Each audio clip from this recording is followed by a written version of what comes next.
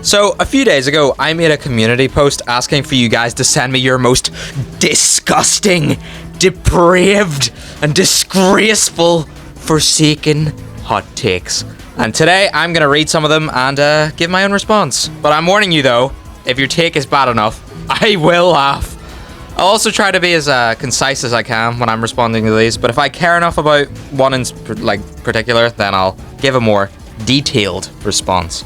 If you want to see me read more hot takes, don't forget to gashing wound the subscribe button and consider joining my Discord server to be part of videos like these, and you can vote on what videos I make next. You know, the link's in the description if you're interested. Please join. Oh boy, this is gonna be so exciting. I can't wait to see which one we get first. Jason is better than 1X. No. Honestly, I would have preferred if Forsaken had no proper lore. All this Spectre crap is just weird and unnecessary. Not that I don't like games having lore, it's just, I don't know. Well, this was certainly unexpected. I don't think I've ever heard anyone say this, ever. While I hard disagree with this take, this more comes down to personal preference. Me personally, I love when a game has a juicy story that I can just dig into. And say what you want to say, it's a little bit nerdy, sure. But I feel it helps to kind of immerse me into the game a little bit more and gives me a reason to actually care about some of the characters. I will say, I do wish this game's general lore was a little bit more creative though, especially with the Spectre, who's literally a carbon copy of the entity from Dead by Daylight. Noli's chase theme is one of the best themes in the game. You thick cunt. The game is very overwhelming to new players, and it can be hard to get your head around certain characters because you have to pay to unlock them. I actually agree with this take for the most part. While I myself am lucky enough to not have to put up with this issue since I started playing, 2 days after release, which obviously means I was learning the game at the same rate as every other player at the time. I know many people have had trouble adjusting to the gameplay loop when they first start playing, especially when they're forced into lobbies with far more experienced players. In most cases, that just leads to the new player getting their ass cheeks torn open in every round. Look, I've said it before, and I'll say it again. They should add pro servers to this game that you can access if you have, a certain amount of playtime. It gives newer players more of a fighting chance to adapt, while more experienced players can just enjoy a more challenging lobby.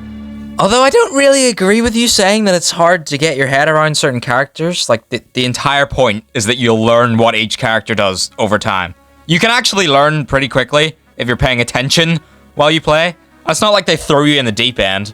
I mean, after all, you don't have to pay for a character before you can read their info page. Creation of Hatred is overrated and Subject Zero skin is overpriced. I would say this is a pretty hot take. I'm not gonna lie. Yeah, I totally agree on Creation of Hatred. It's far from a bad song, but I feel absolutely nothing listening to it. It's just too generic and doesn't really capture the lore between 1X and Chilesky, but that's just my opinion. Meteor Making and The Darkness in Your Heart did it way better for me. You can crucify me for it if you want. Also, I couldn't tell you much about Subject Zero. It's a clean skin with cool animations, and I think it'll be much more worth the price when it gets its own unique chase theme. Shipping random characters with no lore connections at all is normal. Okay, well, first of all, I wouldn't call it, normal, as you put it, but, look, I don't really give a shit about shipping, and I never have. It's just to be expected in every fandom, and all in all, it's not really worth arguing about. I don't personally agree with it in most cases, and it's absolutely giving this community a bad rap. But just so long as you're not hurting anyone, and not being a fucking pedophile, I'd say you're alright. Builderman is easily the worst survivor. Yeah, thanks for your input, dumbass! There's no way you actually think this, right? Right! Builderman is easily the most underrated survivor in the game, and while he's not perfect, there is no way that you could say he's the worst out of every other survivor. Honestly, Builderman is one of the strongest supports in the game behind Elliot. His turrets are perfect for distracting the killer and extending chases, and his healing can actually be really good if you know the right spots to place the dispenser. And since the Noli update, every survivor can actually see where Builderman's machines have been built, which makes them easy to locate and allows them to get full usage out of them. You know what I'm saying. This is a pretty long one. You can pause and read it if you'd like, but essentially what they're saying is that Taff is better than Builderman. No. Straight up, Toph is not as good as people make him out to be. The overwhelming buffs definitely made him much more meaningful, but he's still just a mild distraction in most cases. And don't forget that all of his traps can just be disarmed pretty easily by a good killer anyway. Sure, that helpless is really handy if you get a successful subspace trip mine off. But remember that the killer can still actively just redirect themselves and keep pursuing you. Meanwhile, Builderman's turrets actively forces the killer to take their attention off you to get rid of the turret, which actually allows you to get some pretty good distance. The only thing I'd give Toph over Builderman is that the fact that Toph is just way more fun to play as, because I agree with you whenever you say that you basically have nothing to do after you finish placing both buildings.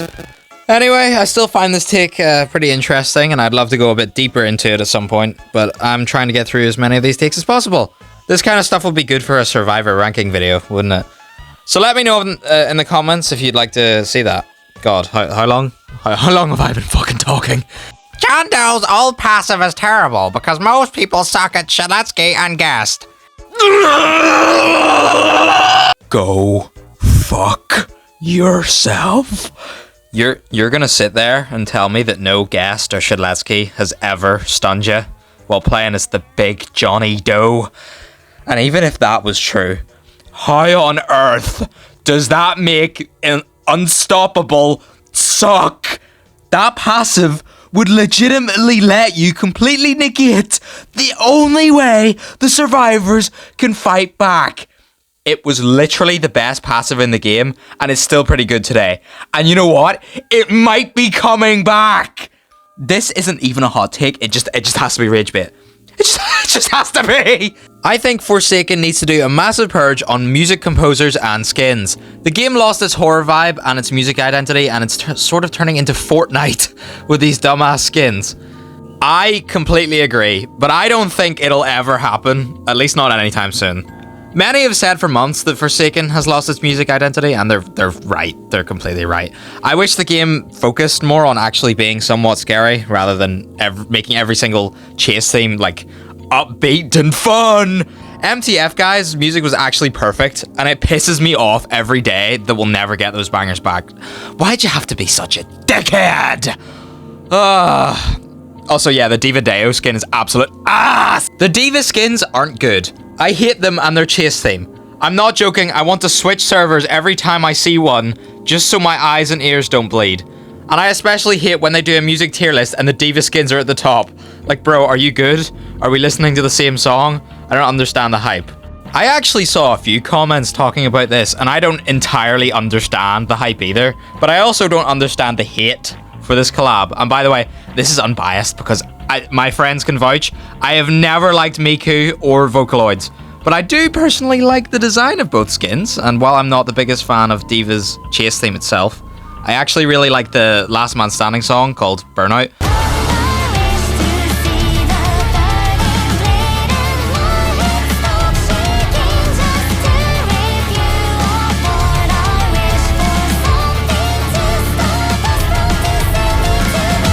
Oh, it's so peak!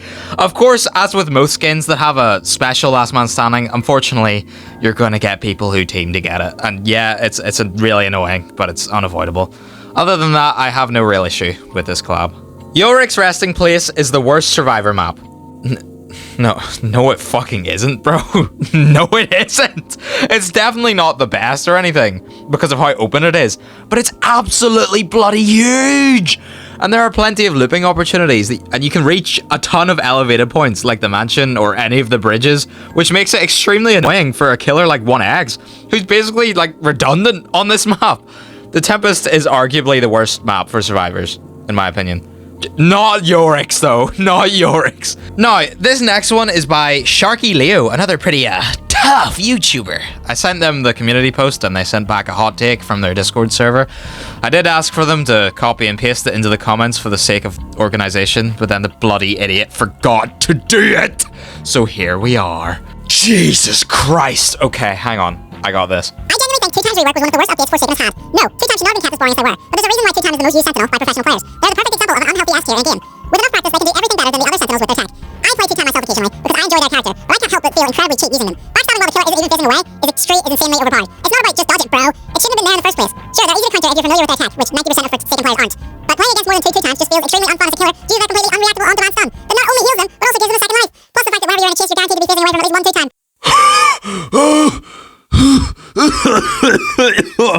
Man, this take burns so hot. I think I just ignited my ballsack. Look, I'm also glad the two-time got something to make them a little bit more interesting, but I'd be lying if I said I don't entirely like the direction this character was taken in. And ignoring all that spawnism cult shit that has spiraled out of control recently, two-time is just incredibly cheesy gameplay-wise. Their stun is an absolute fucking nightmare to play against, with about 100 irritating ways to pull off an undeserved... Did I write backshot instead of backstab? 80% of backstabs I get hit by are usually from the front, and it makes zero sense. To make matters worse, it has zero wind-up and it heals them. I thought the whole point of making backstabs so lethal is that they were much harder to pull off, and therefore making it a high-risk, high-reward type of deal. But no! You could just cheese it from the front anyways. Sharky Leo is totally right here. It's literally unavoidable and plain cheap. Great take, even if I wouldn't call it Forsaken's worst update. The only fun thing about the game is the puzzles. I think you're playing the wrong game, mate.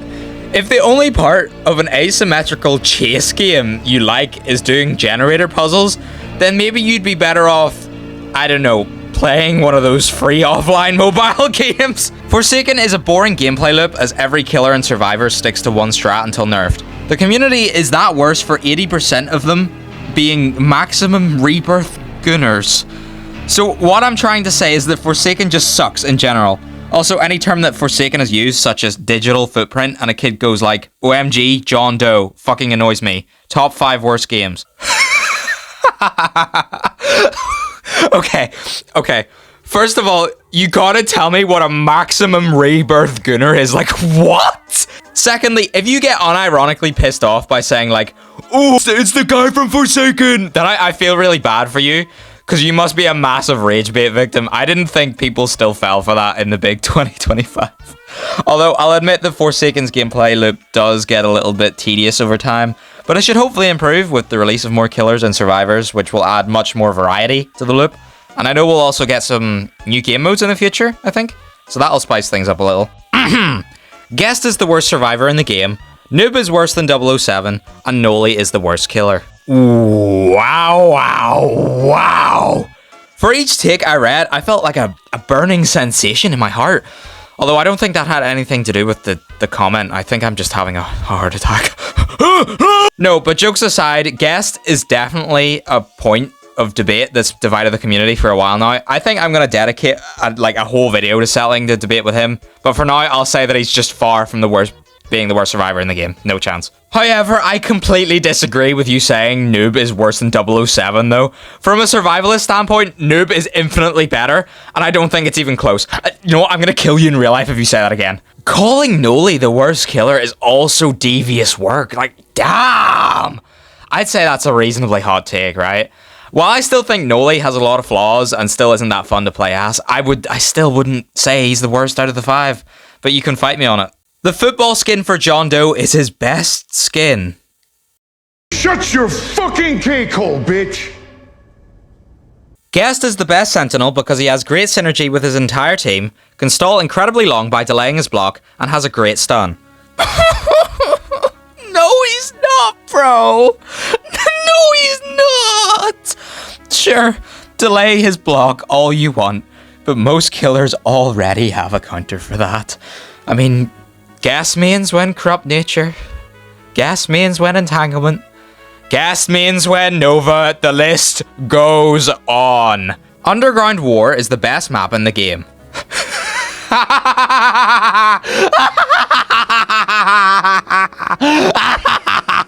Hot take. Forsaken is more unbalanced than BIAST. Now, I'm too unked out and out of the loop to know what BIAST is, so I can't really comment on it, but hopefully someone watching will understand and be offended by it. Shit Kid is the worst killer in the game, no question. Sure. Okay, bud. Forsaken is the Temu version of Dead by Daylight. Oh, just shut up! They're not even that fucking similar. 80% of Milestone 3 and 4 guest players are the worst players to ever touch guest. This is honestly so true. I feel like I see most Milestone 3 and 4 guests and think that I'm supposed to be wary of them, but then I end up just killing them in about 20 seconds. It's like I'm playing against mentally deficient pigeons in military uniforms. Alright, I think I've got time for just one more. I better end this off on a high note, you know? I gotta make it something that's actually unique and interesting. Let's see. This will do fine. Killing killers should actually be possible in public lobbies. Imagine switching from an aggressive killing playstyle as a killer to a more careful playstyle as you inch closer and closer to death. Close enough. Welcome back, Friday the 13th, the game, my beloved. So yeah, this take really caught my eye, and I really couldn't tell you whether I agree or disagree with it. I guess it's a little bit of both. The only way I could see this implemented is in a special game mode, which technically already exists in the form of Extermination, which is a game mode you can only access in private servers, which turns the survivors into SWAT officers, I think. We have the objective of lighting up the killer with guns. I personally wouldn't mind if that was added to public servers every once in a while, but... Although... Look, my main issue is that this would take away the very small amount of horror this game still has. Remember that these are killers we're talking about here. They are they are murderers. Like, you are supposed to feel vulnerable and afraid of them. I really do hate when asymmetrical games downplay killers like this as if they're somehow not dangerous at all and are easy to bully. Stunning and delaying is one thing, but in my opinion, there should be no circumstance in which a killer can be killed in a regular game of Forsaken. I just don't think it should be like that at all. That's just my opinion, though. An official game mode like that would be cool, though. Oh, and by the way, Friday the 13th, the game, elite ball knowledge right there, my friend. Well, that's gonna do it for this video. I actually enjoyed that a lot more than I thought I would. So, let's see, what did we learn today? Well, for one, some of you guys are fucking idiots! Some of you guys have really interesting opinions. It was pretty interesting to find out that I actually agreed with a lot of these takes, so, I don't know, maybe some of them aren't so hot after all. Anyway, if you want to see more videos like this where I take opinions and include you guys, let me know. This was pretty fun. Thanks for watching. Don't forget to subscribe. Bye-bye.